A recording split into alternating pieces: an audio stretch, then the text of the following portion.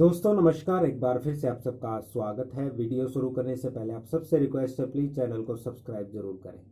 आपने क्रिकेट के मैदान पर लड़ाई झगड़ा, नोक झोंक, खिलाड़ियों के बीच में नोक झोंक, ये सब देखा होगा, नॉर्मल बात है, हम सबको पता है और दर्शकों को इसमें मज़ा भी आता है। लेकिन जब ये नोक झोंक एक टीम के खिलाड़ी की दूसरे टीम से होते हैं तो ये हमें नॉर्मल लगता है। लेकिन जब एक ही टीम के खिलाड़ी आपस में भिड़ जाते हैं तो ये एक बहुत बड़ा मैसेज दे जाती है।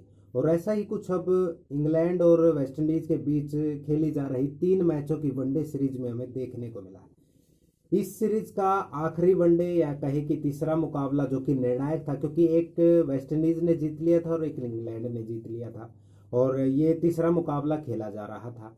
उस मुकाबले में वेस्ट इंडीज के 2 खिलाड़ी आपस में ही भिड़ गए और बात यहां तक आ गई कि जो गेंदबाज थे वेस्ट इंडीज के वो पवेलियन जाकर बैठ गए, चुपचाप वो पवेलियन में जाकर बैठ गए। बात ये थी कि जो वेस्ट इंडीज के कप्तान हैं से होप, वो गेंदबाज अल्जारिया जोसेफ से इस बात पर नाखुश हुए कि गेंदबाज चाहते थे कि स्लिप में एक फील्डर हो, लेकिन कप्तान से होप चाहते थे कि स्लिप में 2 फील्डर हो।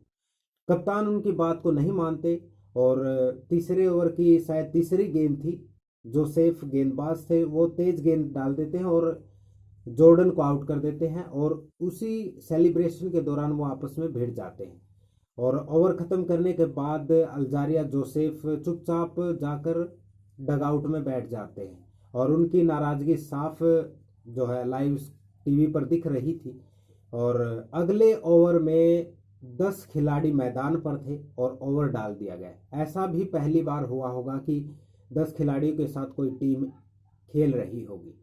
उसके बाद अगले ओवर में वो वापस आ जाते हैं, लेकिन ये नोक-झोंक शायद ही हमें पहले कभी देखने को मिली होगी। ऐसा इन दोनों के बीच में हुआ और ये सब अगले ओवर में सॉर्ट आउट भी हो गया। तो आप इस पर क्या कहेंगे, कमेंट करके ज़रूर बताएं। और